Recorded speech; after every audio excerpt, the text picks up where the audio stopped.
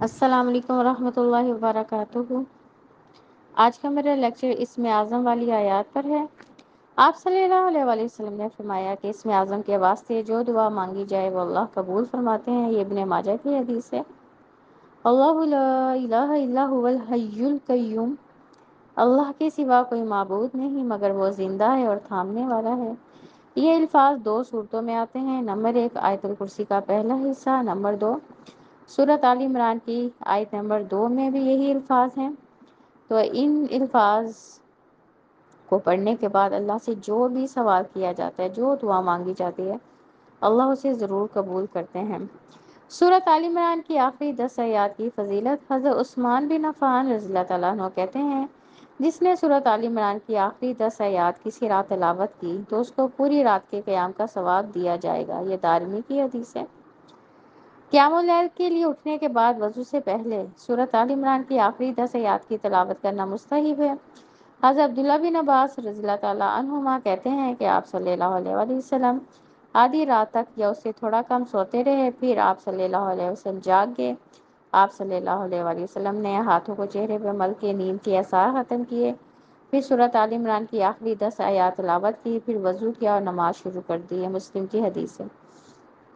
تو ان دونوں احادیث سے کیا پتہ چلتا ہے؟ ایک تو رات کو جو ہے عشاء کے بعد بھی آپ آخری 10 آیات پڑھ سکتے ہیں تو وہ پوری رات قیام کا ثواب ملے گا۔ اور دوسرا، جب بھی آپ صلی اللہ علیہ وسلم تہجد کے لیے اٹھتے ہیں تو بستر پر لیٹے لیٹے پہلے سورۃ آل عمران کی آخری 10 آیات تلاوت کرتے، اس کے بعد وضو کر کے تہجد کی نماز پڑھتے تھے۔ لا الہ الا انت سبحانک انی کنت من الظالمین پڑھ کر جو دعا مانگی جائے دعا قبول ہوتی ہے۔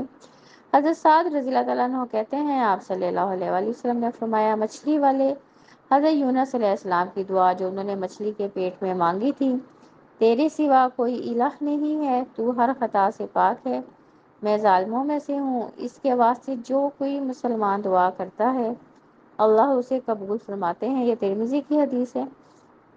تو اس سے پتہ چلتا ہے کہ ان الفاظ کے ساتھ، جسے آیت کریمہ بھی کہتے ہیں، اللہ تعالیٰ سے جو بھی سوال کیا جاتا ہے، جو دعا مانگی جاتی ہے، وہ دعا اللہ تعالیٰ ضرور قبول کرتے ہیں۔ یہ بھی اسم اعظم ہے، تو اس لیے یہ ہمیں جو ہے شعور کے ساتھ آیت کریمہ پڑھنا چاہیے۔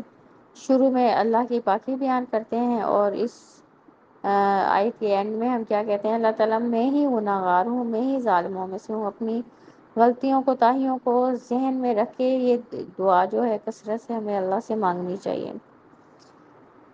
شیطان دل میں وسوسہ پیدا کرے تو سورۃ حدید کی یہ آیت تلاوت کرنی چاہیے۔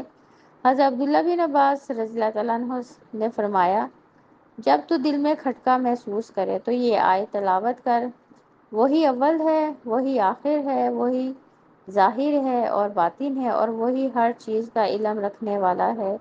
یہ سورۃ حدید کی آیت نمبر 3 ہے، اور یہ حدیث ابو داؤد کی ہے۔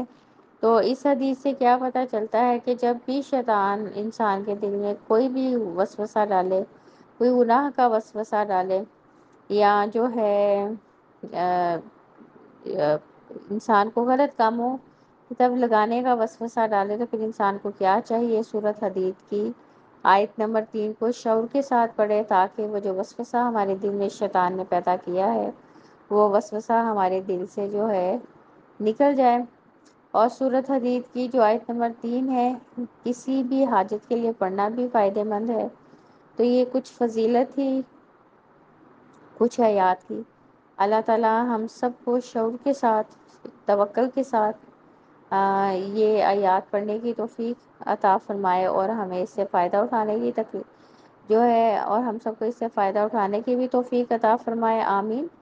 ربنا تقبل منا انک انت السمیع العلیم وتب علینا انک انت التواب الرحیم۔